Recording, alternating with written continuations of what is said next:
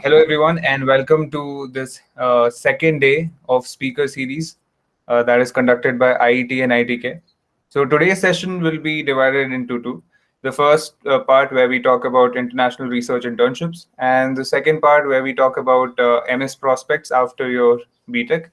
So this first part will be taken by me, and to be more specific, we'll be talking about NTU-India Connect Research Internship, which I got, and I'll be sharing my experiences through the application phase and how I managed to get this, and how was my experience through the internship.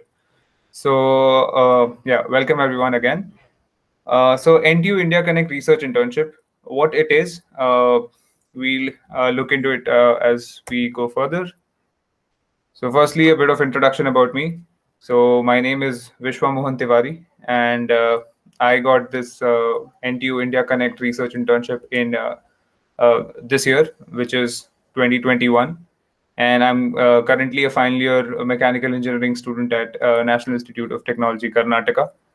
So, hope to have a great session. I'm really excited because it's these videos, like these YouTube videos about these programs, which actually helped me 1 year back when I was trying to apply. So when I'm talking, I'm not talking to, I'm actually trying to communicate it to that Vishwa who might be watching this video to gain an insight on how to actually start applying and how to actually believe in the fact that getting anything of this sort is possible and is completely reachable. So yeah, that's why it's really special, and I hope you like this journey that I'm sharing with you. So yeah, stay tuned. So firstly, let's try to address this. What is NTU India Connect? Okay, so NTU India Connect is a 2 to 6 month long research program by NTU Singapore.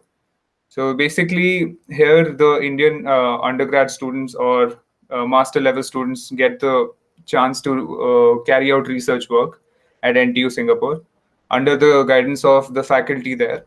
So why is this there? So to briefly answer this, one can say it is a way of strengthening the ties between uh, NTU and the Indian universities that we have, and to create a very healthy atmosphere of research and exchange of ideas, knowledge, and most importantly, to form that connection, that connect with people at Singapore and the people in India.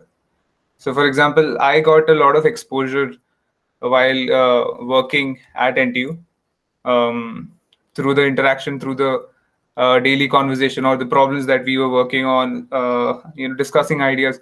So this is how you expand your sphere of influence, and you actually come out of this, this little cocoon that you have, which you think is everything. Like for me, the research in India is everything. But when you step out, your perspective broadens on things such as science, because we know that science is what is propelling us forward, right? Science is everywhere.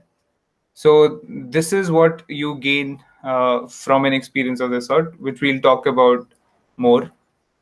Yeah. So why to apply? It's a pretty interesting question. And in short, if I had to say, is because it's worth it. It's worth applying.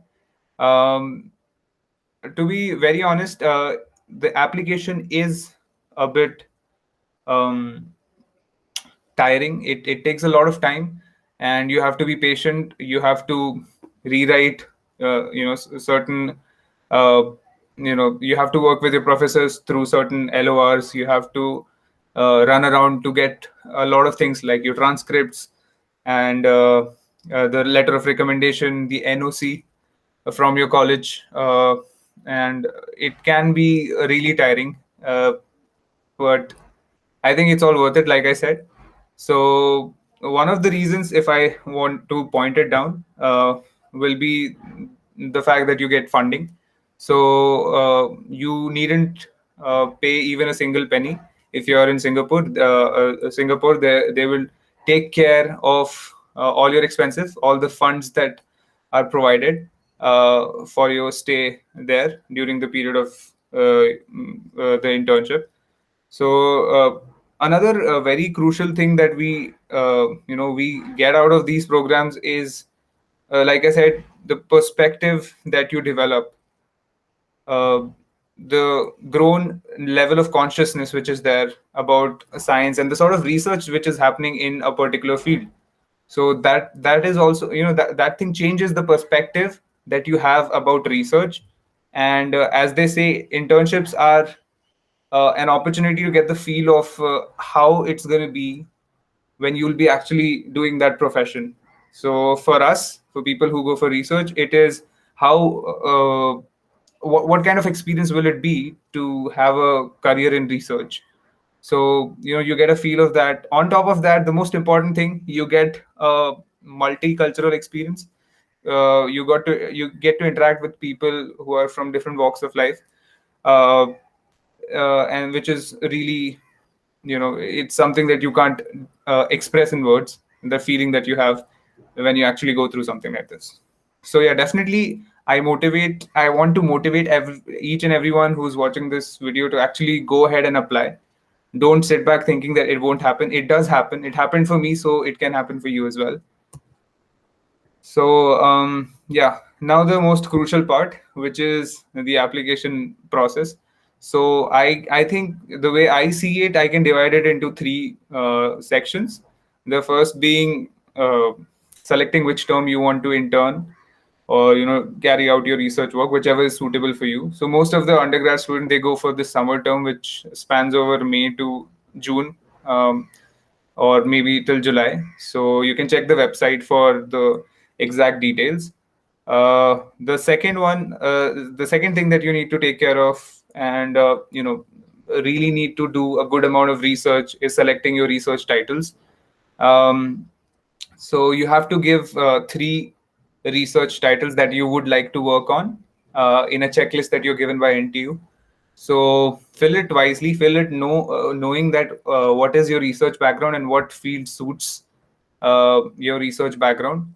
So be aware of it and fill it wisely. That's what I'll say. It does make a lot of difference, even though you might have a very good profile, but if you apply for something where you're not.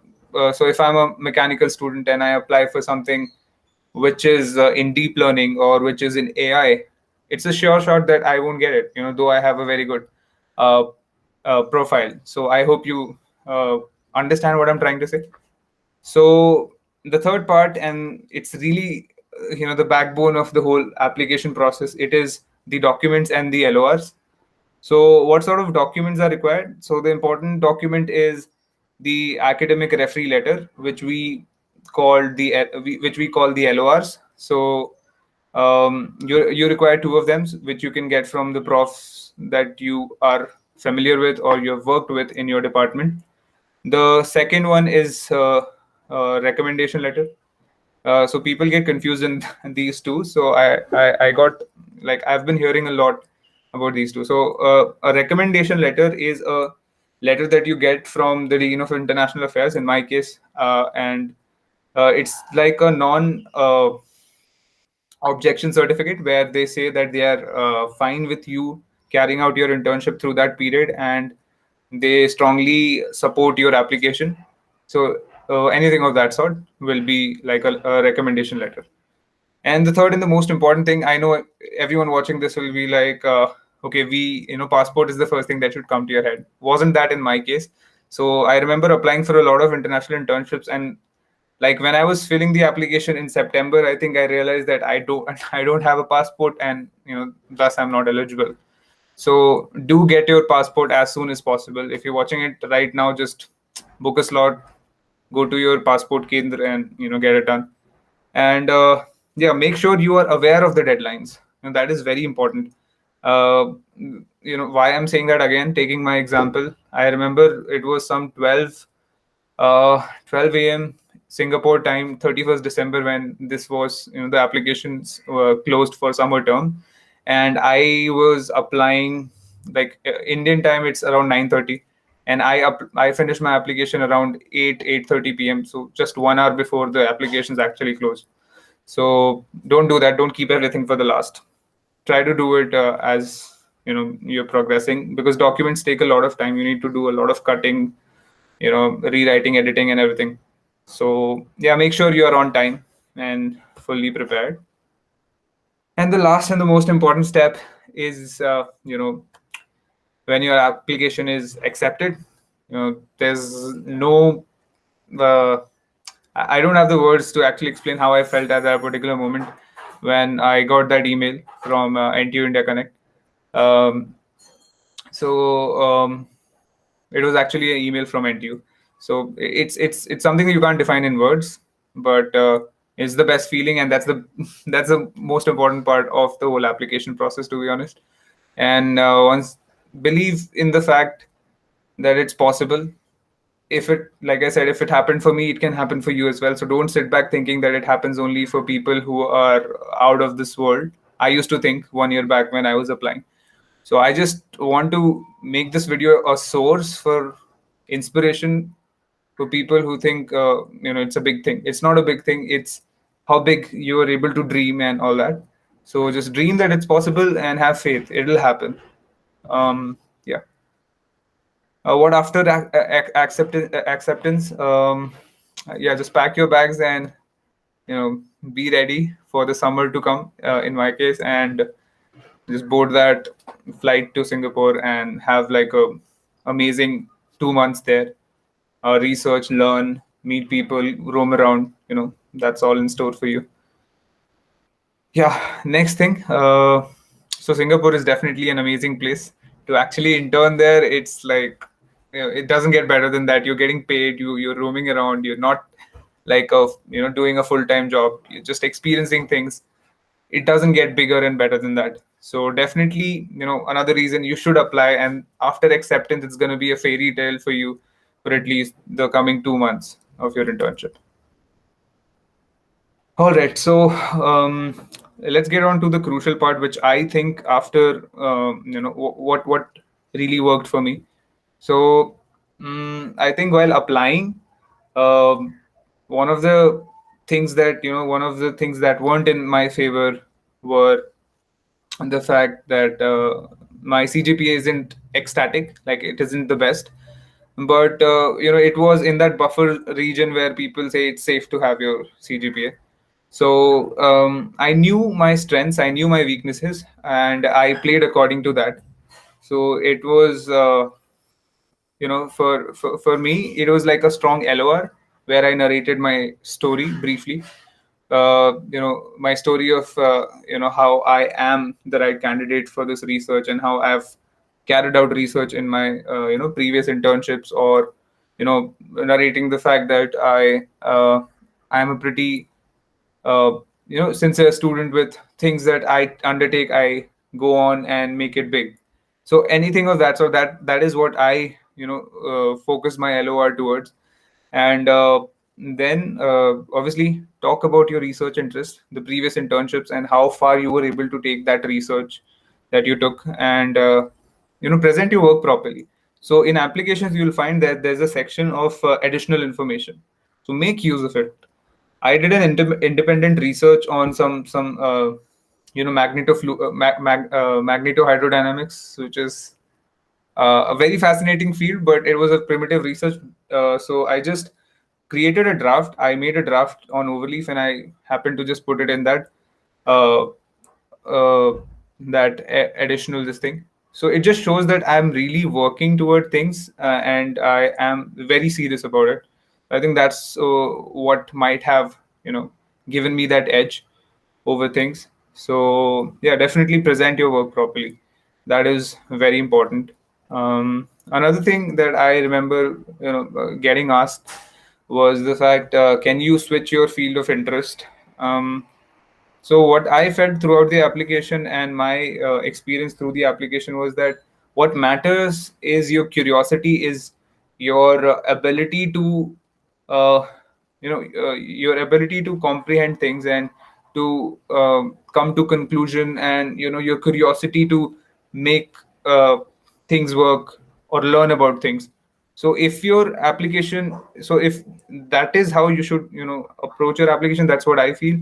So if that kind of gives your application a way into the research field that you're interested, though it's different from your previous research, you can definitely get to work in that probably. But on a safer side, just go for whatever you've worked before, just apply for some field in that, some fields in that. So that will be better. That's what I'll say. Um, so yeah, things to keep in mind during the internship. So the first thing is, it's an internship. It's a place where you get to experience how your research career is going to be, or like how it is to actually be in a research position at a particular university. So make efforts to actually reach out to people, your co-interns, or people who are whom with whom you're working, and try to strike a conversation, try to know their research and what they've worked with, and their perspective on things, because that ultimately helps you gain a lot. You are able to absorb more uh, than just sitting and not talking to anyone, and having a shell on you. So don't do that. Try to be interactive, and keep a track of your work. That is very important, because I think what happens usually is that after 2.5 months of research, you face a problem, and then you feel like, okay, I have to sort this out. So you feel like you have just changed the topic completely, but that's not the case. You're actually adding, it's like adding small chains to make a bigger chain. That's how the research work is. So you got to keep a track of what you did on which day, to try to document it properly, so that at the end, when you have to present a report and get your certificate, you should have something to present, and which should look more like, which should show the amount of work you've done, not like something that you came up on the last day. So that'll be really helpful. And yeah, express your ideas to your supervisor. So show that you're curious, and more than showing, be curious about things, and propose different ideas, propose different ways to tackle the given research problem that you're working on, because ultimately that's gonna it's gonna fascinate you. That's the thing that you know uh, keeps the excitement up, because you're trying to mix concepts, ideas, different fields to solve a research problem. And a research problem is like an open book. It's you can solve it whichever way you want, but there's a fixed track that you have to work on. So try to stick to that track, but you can always have ideas that are out of the box. So yeah, be expressive with your supervisor. uh, yeah, so in case you don't get acceptance, what I'll say is, there's nothing to be disheartened about. I mean, I sat back and I appreciated myself when I finished the application at NTU. I'm like, okay, I finished this application, I got my passport, I got things done. So I was actually giving myself a pat on the back, and I continued doing what you have to do to get a research internship anywhere. That is cold mailing, trying to connect through LinkedIn, and try to show your interest. So yeah, this is the point where I think um, this matters. I'll also talk about the fact what after you're done with the research. So the last point that we touched upon in the previous slide was express your ideas with your supervisor. So like, um, my problem which I worked on was optimization of some design. So basically, you have to collect data points, and you have to see the trends, how the certain parameters are varying when you change some other variables in design. So I came up with this idea of introducing a design, introducing a machine learning algorithm to find that local minima, and we can directly hit or try to simulate things around that particular local minima. So these things show your interest, and they'll help you stay in touch with your supervisor later as well, because you're actively participating, and if any opportunity comes up, he'll definitely get back to you on that, right? So yeah, definitely go ahead with cold mailing. Try to connect through LinkedIn. It's perfectly fine. That's how you look for work. And these internships are just like a cherry on the cake, as they say. Yeah, whatever they say. So just don't worry about it. The work is what matters. Whatever comes along with that is like it's like a profit or like it's like a sub. It's something which is like a bonus. Yeah. So yeah, thanks a lot. It was really nice to actually share my experiences, which were affected by COVID-19, though. But it's definitely a dream come true for me to actually get into, this research program, which was really out of my reach when I was watching this video, probably a year back. If I was watching this, that's how I would have felt. But this is an affirmation to the fact that believe in it. Don't think that it's not possible, or it's a fairy tale. It is a fairy tale, but you have to make it happen if it's your dream, right? So don't be bogged down by the fact that your GPA is below 9, or don't be bogged down by the fact that you don't have a good research project.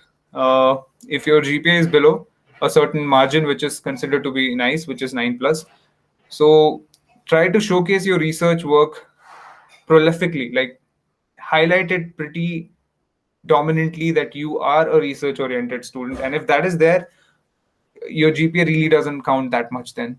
And if you have some if you don't have that amount of research work to show, I think it will be it won't be a big issue, because you can definitely your GPA speaks a lot for you. Your CPI speaks a lot for you. So if you are a department rank 1, rank 2, rank 3, I think that's again, the deal is sealed for you. If you can show good amount of work through your checklist and your SOP.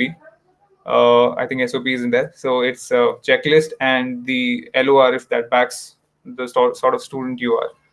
So yeah, NTU, what NTU expects from you is just to go through that particular list of research topics which are there.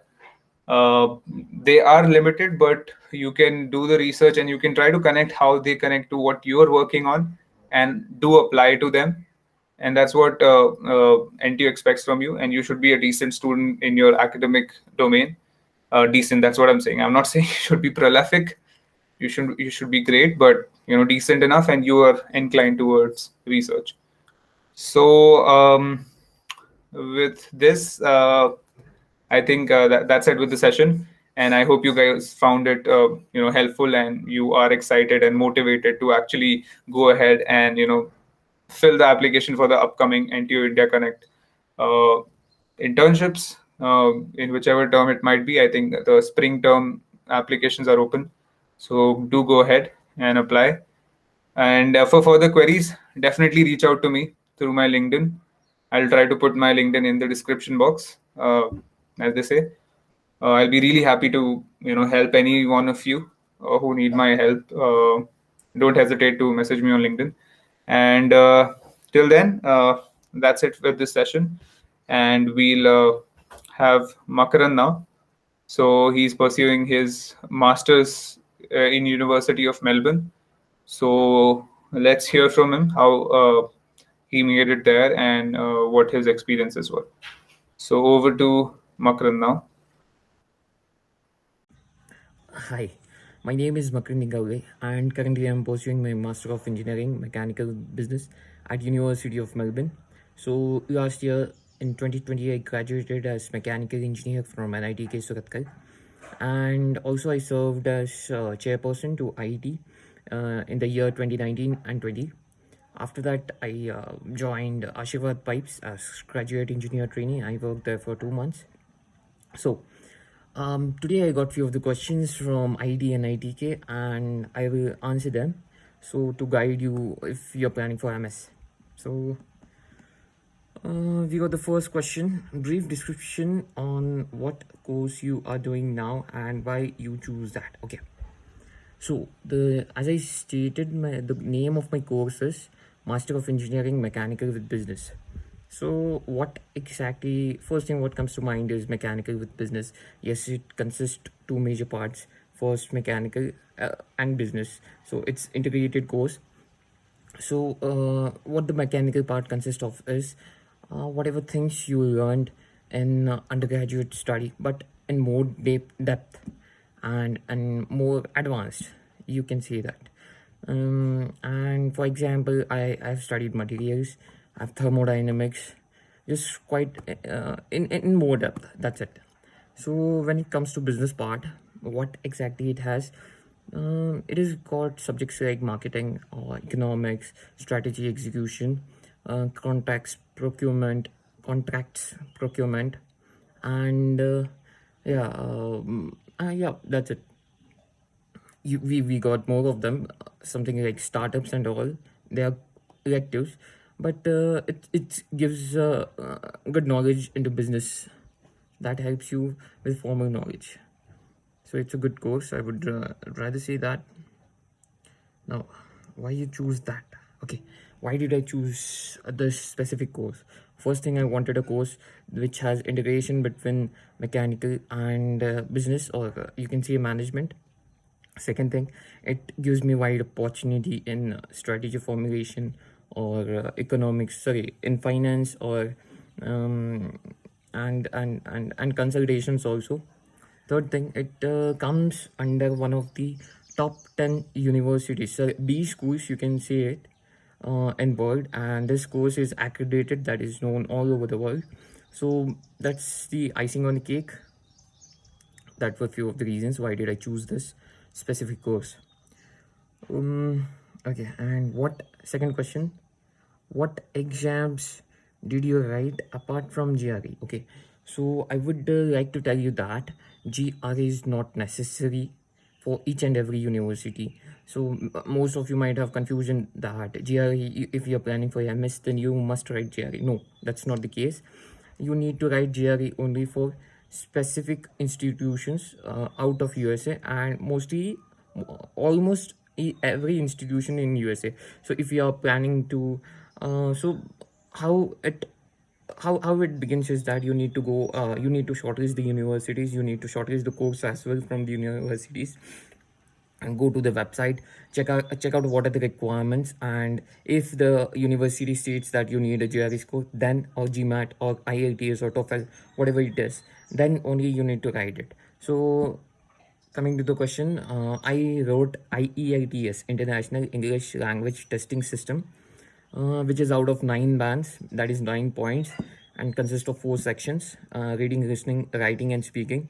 And you need to have minimum of 6 band out of 9 bands in each of the section, and overall 6.5 band at least, which was the requirement for Melbourne. And group of eight is the top 8 universities in Australia, at least for Australian universities. So it could vary from university to university. Some of the universities could even ask for 7 bands. So yeah, that's it. Preparation techniques. Okay. About the preparation techniques, I began with my preparation of IELTS in 2019 itself, when I was in third year, when I completed my third year before getting started with my fourth year. So I had no idea which country should I choose and why. So what I did was I started contacting the consultants in my local area.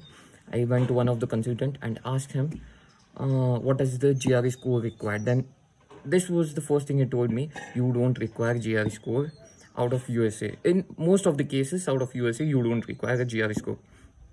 So you can give IELTS, or even in for UK country, UK does not even require IELTS. If you score 70%, I'm not sure about the numbers, but I just heard that 70% in English and your 12th class, then you are eligible for admission in UK. You again, I specifically mentioned this, you need to cross check with the university's requirement. Every university has its own requirements. Oh yeah, preparation techniques. Okay, so I began in before my fourth year, and I started in June 2019, and I studied for 1 month there, physical classes, and I used to sit for almost 6 hours a day. So practicing each and every section, reading, listening, writing, and speaking for more than once or twice a day. That's it. And so what you can do basically is that you need to go through the notes. The notes are easily available online, and you get the test kit or test series book, which consists of minimum 5 to 6 test papers in each of the book. you need to finish that up. And yeah, that's it. That's more than enough. And follows few of the YouTubers which help you in preparation of IELTS. That's what I can say. And if you want to join physical classes or online classes, it's up to you. But I would prefer physical classes over online classes if I was supposed to join any IELTS or GRE classes. Okay, any research internships or additional projects you did? Okay, so I haven't done any kind of research internships. The major point or the strong point I had in my resume, that was my major project. My major project was bioheat transfer and its biomedical applications. So what we did was, using MATLAB, uh, we made a mathematical model that gives temperature distribution of human skin and tumor, consisted of tumor. So using mathematical positions, nodes, and FEM, finite element method, and finite element analysis, we placed the tumor of different size at different locations.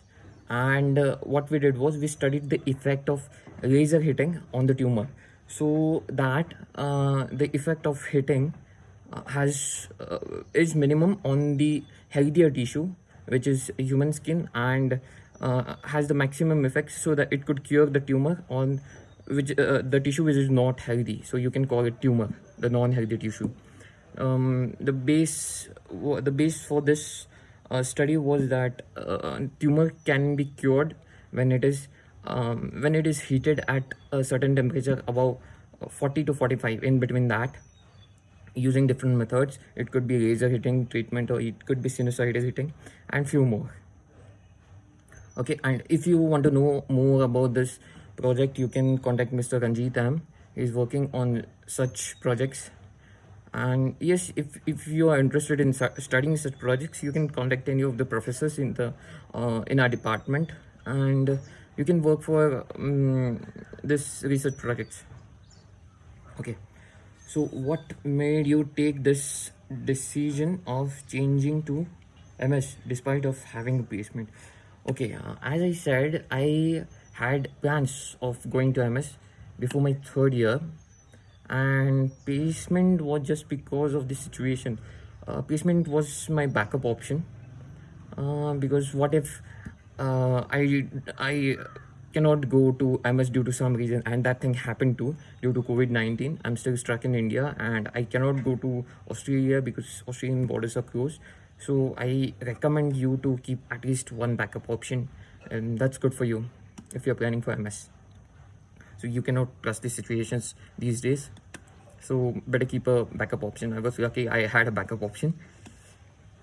So yeah, tips you wish you knew during your preparation. Okay, first thing I would like to say, meet a consultant, get its consultancy, because you need not pay for consultation from any of the person. He will give you all the details. For example, what are the requirements, and what are the requirements for universities in USA, and what if you need to get the universities which are below 30 ranking of QS ranking or Times ranking, whichever ranking you prefer.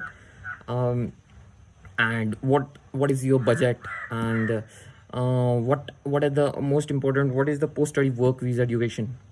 So when I started to apply, UK had no post-study work visa before 2020. After 2020, they have extended it to 2 years. I'm not sure about this, so I'm not looking into other countries as of now. So just make it get it confirmed from somewhere. You can cross check it online. That's not a big deal. Second thing, post-study work visa is important because it's the duration after your course completes. You can stay in the country to look for the job. So USA has 3 months of post-study work visa. UK has almost 2 years. Just get it cross-checked. For Australia, it varies from 2 to 3 years depending on the location. If you are living in the urban area, it could be 2 years. If you are living in the semi-urban or outskirts, then it could be 3 years. And about Canada, I'm not sure about Canada. I haven't seen that, but the reason why I chose Australia was The Indian conditions, the weather conditions are Indian, unlike Canadian conditions, which are too harsh, climate conditions.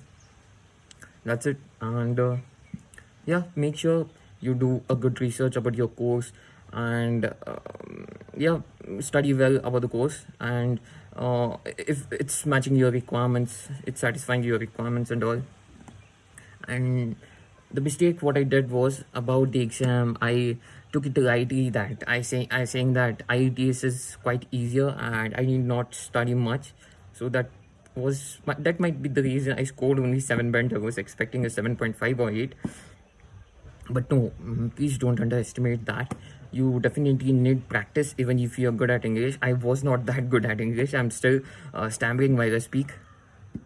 So yeah, that's it. So thank you. It was nice talking to you all. Thanks a lot. See you. Bye.